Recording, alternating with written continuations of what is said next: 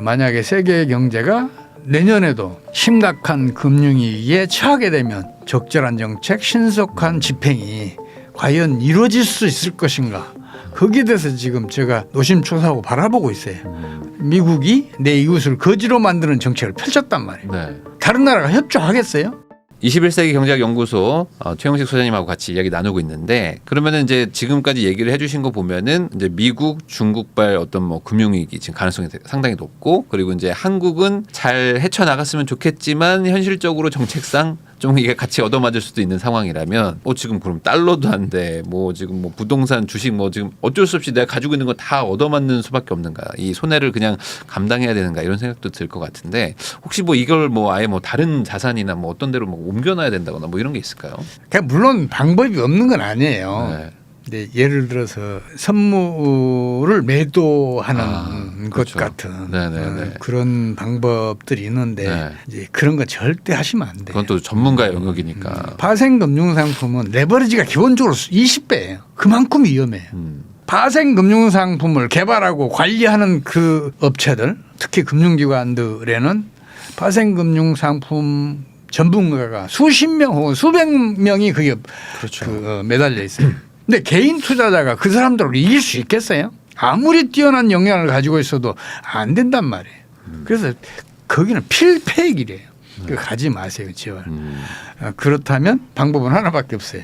이자율이 좀 낮지만 저축하는 방법, 좀 안전한 금융기관, 특히 제1금융권의 은행 등 은행 중에서도 좀 그 우수한 은행들 이런 데 저축하시는 것이 바람직하고, 이자율 아주 낮지만 국채 같은 건 대단히 안정적이잖아요. 그래도 만기가 되면 이자와 함께 이제 상환해 주잖아요. 그래서 그런데 하셔도 괜찮을 것 같아요. 다만 이건 유의하셔야 돼요. 국채든 다른 어떤 그 MBS든 이런 채권들은 금리가 올라가면 가격은 떨어져요. 네. 저 만기에 내가 상환하겠다, 이런 마음으로 그런데 투자하시면 좋을 것 같아요. 그러면 갑자기 생각난 건데, 그 코로나 터졌을 때도 보면은 갑자기 이제 글로벌적인 위기가 터지면 우리나라 기준으로 봤을 때 환율이 막 갑자기 치솟고 금융자산들도 막 갑자기 막 내려가고, 그러면서 금리를 또 막 급격하게 내리고 막 이런 것들이 있었지 않습니까? 그럼 이번에 만약에 또 그런 금융위기 같은 것들이 일어나면 지금의 어떤 고금리 이런 것들이 막 급격하게 갑자기 또 낮출 가능성들도 있는 건지, 어떻게들 대응을 할 거라고 보세요? 터지고 난 이후에. 글로벌 금융위기 당시에는 이제 사실 그때 금융위기가 세계 대공황 때보다 훨씬 심각하게 진행을 했어요. 네. 대규모 구제금융을 해줬어요. 그리고 당시에 투자은행들 5개 투자은행 중에 베어스탠스는 망했지만 이 나머지 4개 회사들도 대규모 구제금융을 받고 겨우 살아났어요. 네. 그만큼 심각했었는데 그 뒤에 미국의 정책 대응이 기가 막히게 적절했고 신속했어요. 그때 미국이 어떤 정책을 펼쳤냐면, 원래는 G7으로 이걸 해결해내려고 그랬어요. 근데 안 돼. 네. 그래서 G20 국가 수반, 재무부 장관, 중앙은행 총재 모두 다 불러 모아서 지금 현재 금융위기가 이렇게 진행되고 있습니다. 이걸 타게 하기 위해서는 우리 모두 힘을 합쳐야 됩니다. 기준금리 낮춰야 되고 재정 지출을 늘려야 합니다. 그래서 지금 진행되고 있는 경기의 악순환, 이 고리를 어딘가 끊어야 되니까 이 두 가지 정책을 펼쳐야 합니다로 설득을 했어요. 네. 그리고 미국이 실제로 모범을 보여요. 보는 통화를 2008년 말에 전년도보다 2배를 늘려요. 재정 지출도 8천억 달러를 집어넣어요. 네. 경제에다. 구제금융도 7천억 달러를 투입하겠다고 선언을 하고 실제로는 4천억 달러밖에 이제 투입을 안 했는데, 좌우간 그런 대대적인 경기 부양 정책을 펼쳐요. 그러니까 그 유동성들이 신용 파괴 원리 작동을 이거 차단을 해내요. 금융위기가 그만큼 심각하게 진행됐음에도 불구하고 경기 후퇴 기간은 1년만 지속이 됐고, 또 경기 후퇴 깊이도 과거보다 더 얕았어요. 기가 막힌 정책 처방이었어요. 만약에 세계 경제가 내년에도 심각한 금융위기에 처하게 되면 적절한 정책, 신속한 집행이 과연 이루어질 수 있을 것인가. 거기에 대해서 지금 제가 노심초사하고 바라보고 있어요. 미국이 내 이웃을 거지로 만드는 정책을 펼쳤단 말이에요. 네. 다른 나라가 협조하겠어요? 협조하고 싶어도 할 수 없는 상황이잖아요. 네. 경제난이 심각해졌으니까. 네. 이번에는 진짜로 심각한 경제난이 오는 거 아니냐. 그런 우려를 하고 있어요. 거기다가 뭐 금융위기 때도 돈을 많이 풀었지만 코로나 때도 한 번 더 엄청나게 풀고 그러니까 이제는 더 이상 돈 풀 여력도 없지 않나 뭐 이런 얘기하는 분들도 있거든요. 그럼요. 그것도 중요한 변수 중에 하나예요. 유심히 봐야 돼요. 조금 다행스럽게 생각하는 것은 미국은 금융위기를 여러 차례 겪었어요. 그 여러 차례 겪으면서 소위 말해서 인상 경험이 누적된 거예요. 네. 그래서 그때마다 이렇게 했더니 경제가 좀 그 무난히 살아나더라. 위기를 잘 극복하더라. 이러는 것들이 축적되면서 금융위기에 대응하는 정책 수단을 비교적 과거보다는 많이 가지고 있어요. 근데 지금 그런 정책을 쓰고 있어요. 앞으로도 그렇게 됐으면 좋겠다는 희망을 가지고 있는데 앞으로는 어떤 정책 수단을 펼치지 의아심도 같이 가지고 있어요. 지금은 그 정책 수단들이 너무 제한돼 있다. 그래서 내년은 참 어려울 수도 있겠다 하는 생각을 가지고 있어요. 자산의 어떤 움직임 이런 것들이 약간 금융위기 때나 뭐 아니면 코로나 때랑 좀 비슷하게 움직일 수도 있겠다라고 판단하고 이렇게 좀 판단하시면 될까요? 그렇게 보시는 게 좋을 거예요. 그러면 이제 뭐 단기적으로 막 그때 달러가 막 엄청나게 막 올라가고 막 그런 일들이 막 일어났었거든요. 그때 우리나라 달러 환율이 급격하게 올라갔던 거는 미국의 그 달러 가치 하락을 우리가 협조적으로 막아준 그런 측면이 강해요. 미국의 강력한 요청에 의해서 그렇게 간 게 있어요. 그 이면에는 물론 또 우리 정부가 잘못 판단한 거지.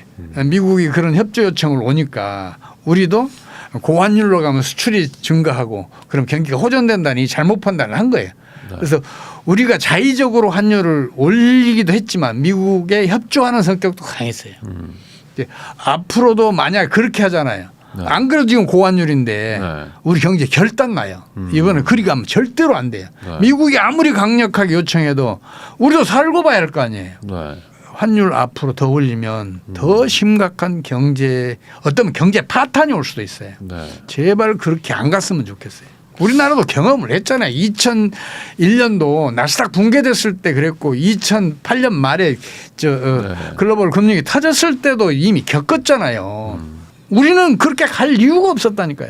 첨자 성장률 높은데 왜 실현한 성장률이 거기를 못 따라가냐고요. 또 경상수지도 대규모 흑자였는데 당시에.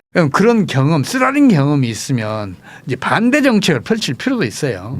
우리나라는 환율을 점진적으로 인하하거나 시장에 의해서 환율이 점진적으로 떨어지는 것을 용납하는 정책을 펼치면 닥쳐오는 금융위기도 무난히 극복할 수 있다니까요. 제발 그렇게 해줬으면 좋겠어요. 그러면은 지금 이제 저희 채널은 또 재테크 좋아하는 분들이 많이 보시다 보니까 뭐 아마 주식을 많이 가지고 계시든 부동산 많이 가지고 계시든 뭐 이런 분들이 많을 텐데 특히 이제 한국 주식들 많이 가지고 계시고 한국 부동산들 위주로 가지고 계실 텐데 이런 분들은 지금 그러면 어떻게 좀 대응을 해야 될까요? 뭐 있는 거를 뭐 좀 보수적으로 좀 정리를 좀 해야 될까요? 지금은 매각하기에는 우리 주가 지수가 많이 빠져 있어요. 그리고 부동산 가치도 최고점에 비해서 많이 떨어져 있어요. 그리고 또 희한하게 손해를 보고 팔잖아요.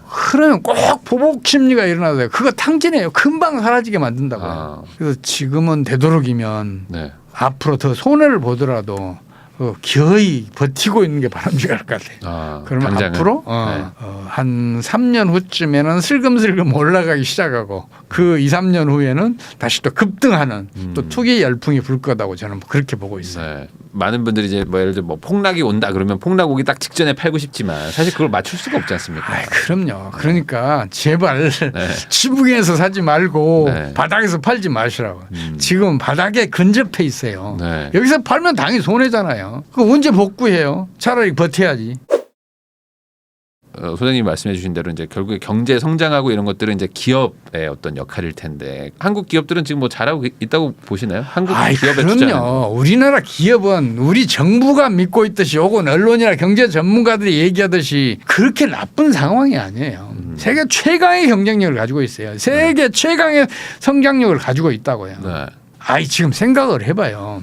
아무리 값싸게 생산하더라도 수송 비용이 많이 들어가면 또 이익률 많이 떨어지잖아요. 근데 그 수송에서 지금 각광을 받고 있는 게 전기 자동차예요. 또 전기 자동차에는 배터리가 필수예요. 근데 이 산업들에서는 우리나라 세계에서 최강의 경쟁력을 가지고 있잖아요.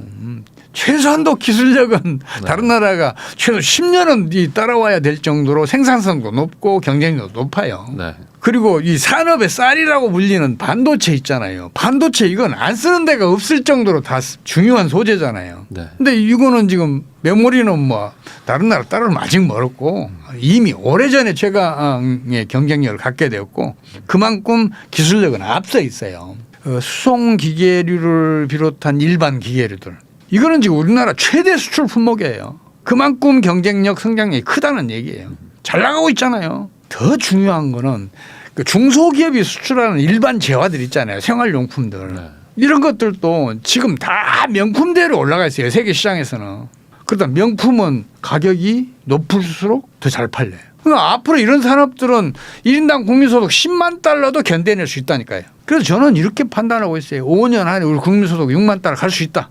10년 후에는 10만 달러 갈 수 있다고 저는 판단하고 있어요. 정부의 경제정책만 실패하지 않는다면. 그러니까 기업은 잘하고 있는데 정부가 아직 못하고 있다. 정책적으로. 아니, 가장 중요한 거는 저 한류예요. 한류. 네. 문화라는 것은 산업과 상승작용을 하잖아요. 그렇죠. 그런데 문화는 잘 사는 나라에서 못 사는 나라로 흘러가는 게 정상인데 우리나라는 역류하고 있어요. 네. 우리나라가 잘 사는 나라로 우리 한류를 수출하고 있어요. 그 얘기는 우리 문화산업은 경쟁력이 2배 이상 강하다. 역류하는 힘은 2배 이상 강해야 역류가 가능하니까. 그렇잖아요. 그러니까 이 소장님 얘기 들어보면 우리나라 정말 잘하고 있는데 왜 이렇게 경기가 안 좋지? 약간 이런 생각이 들긴 들거든요. 아이 정부가 고환율 정책만 그 바꾸면 바로 6% 성장 간다니까요. 이제 연말이고 이제 조금 있으면 이제 24년이니까 24년에는 좀 어떤 좀 생각이나 어떤 뭐 마음가짐으로 이 투자 시장을 좀 바라보면 좋겠다 한마디 해주시면 좋을 것 같습니다. 우리 경제 가장 심각한 문제는 비관주의가 지나치게 확산돼 있고 깊어져 있다는 거예요. 우리 경제가 비관적이다 이런 판단을 하니까 정부에서도 자꾸만 이걸 어떻게든 해소하고 싶을 거 아니에요. 네. 그래야 평가를 받으니까 그게 이제 저는 가장 심각한 문제라고 보는데 우리 경제 절대 비관적인 게 아니라니까요. 제가 누차 강조하지만 우리 경제의 현재도 좋고 미래의 전망은 더 밝다고 저는 판단을 해요. 네. 그런 생각이 우리 국민 전체에 퍼져 있으면 경제정책 당국자도 그리 따라가요. 우리나라 여론을 선도하는 분들 언론이나 전문가들이 제발 좀 그런 방향으로 생각을 좀 바꿔줬으면 좋겠어요. 그리고 또 하나는 사실 우리나라가 세계에서 출산율이 가장 낮잖아요. 네. 근데 이 저출산 문제를 해결한 나라가 있어요. 프랑스는 몇 년 전까지만 하더라도 세계에서 출산율이 가장 낮았어요. 근데 지금은 서유럽에서는 출산율이 가장 높아요. 왜 그렇게 됐는가를 좀 유심히 살펴볼 필요가 있어요. 프랑스는 1970년대부터 출산율이 낮아져서 사회적 이슈로 크게 부각된 적이 있어요. 네. 그러니까 입 달린 전문가들은 누구나 다 저출산 하고 외쳤어요. 심각한 문제일수록 관심이 커지면 커질수록 더 심각해져요. 우리 상처도 그렇잖아요. 상처 자꾸만 만져봐요. 점점 커져요. 저출산도 마찬가지예요. 저출산에 대해서 관심을 기울이면 기울일수록 출산율은 낮아져요. 프랑스가 증명을 했어요. 프랑스는 수십 년 동안 저출산 문제가 사회적 이슈로 등장하니까 나중에는 이게 누구도 얘기하고 싶지 않은 얘기가 된 거예요. 그러니까 거기에 대한 얘기가 잠잠해지기 시작했어요. 그 이슈가 전혀 문제가 안 되니까 그때 출산율이 높아지는 거예요. 우리나라도 좀 제발 그랬으면 좋겠어요. 뭐가 비관적이다. 그러면 거기에 관심을 끄라고 제가 말씀드리고 싶어요. 가계부채 같은 것도 자꾸만 그게 우리 경제를 파탄낼까라고 얘기를 하잖아요. 그런데 가계부채 문제가 국가적인 이슈로 등장한 때가 2002년이에요. 그때는 가계부채의 대 GDP 비율은 40%가 안 넘었어요. 네. 지금은 얼마냐? 지난해 말 기준으로 86.4%예요. 2배로 증가했어요. 근데 그동안에 가계부채가 경제 파탄 냈어요? 아니잖아요. 네. 가계부채의 대 GDP 비율을 보면 그게 높은 나라일수록 소득 수준도 높고 경제도 안정적으로 성장하고 있어요. 네덜란드, 스위스, 스웨덴, 미국 등등. 반대로 가계부채 비율이 낮은 나라일수록 소득 수준이 아주 낮거나 아니면 소득 수준은 높으나 경기가 장기간 부진한 나라들이에요. 일본, 네. 그리스, 이탈리아, 스페인 등등이 그런 나라에 속한단 말이에요. 어느 나라가 바람직해요? 가계부채 비율이 높은 나라가 바람직하잖아요. 그건 왜 그렇겠어요? 가계부채 이면에는 가계대출이 있어요. 네. 가계대출은 어느 때 많이 증가하냐? 국내 저축이 충분히 축적됐을 때, 네. 자본 축적이 풍부할 때, 이때 가계부채 비율이 높아져요. 그럼 생각을 해봐요. 자본 축적이 많은 게 좋아요? 뭐 적은 게 좋아요? 많은 게 좋죠. 아이, 그럼요. 네. 그러니까 결국에 이제 위기도 이제 위기 자체로만 또 봐야 되는데 이걸 너무 막 과대 해석하거나 뭐 그럴 필요도 없고. 아니, 경각심은 가질 네. 필요가 있죠. 경각심은 가질 필요가 있는데 그 경각심으로 끝나면 안 된단 말이에요. 그걸 해소하거나 개선시켜야 될 거 아니에요. 네. 그러려면 어떤 것을 기준으로 이미 성공한 사례를 중심으로 그 개선책을 마련해야 할 거 아니에요. 실패한 사례 말고. 네. 근데 우리나라 같은 경우는 불행하게도 자꾸 실패한 정책만 펼치려고 그래요. 그러니까 점점 악화되는 거예요. 오늘은 최용식 소장님을 모시고 미국부터 뭐 중국 그리고 뭐 한국 뭐 세계 경제 상황부터 다양한 이야기를 한번 나눠봤는데 사실 뭐 되게 거대한 얘기를 좀 한 것 같아가지고 또 이제 정책 한국 정책 문제된다 이 얘기도 많이 해주셔가지고 이런 것들도 우리 이제 국민 개개인들이 좀 관심을 가지고 좀 장기적으로 좀 바꿔갈 수 있는 그런 계기가 되는 영상이었으면 좋겠다는 생각이 좀 듭니다. 다시 한번 시청해주셔서 감사드리고요. 저도 소장님과 오늘 인사 나누면서 영상 마무리하도록 하겠습니다. 소장님 오늘 고생 많으셨습니다. 감사합니다.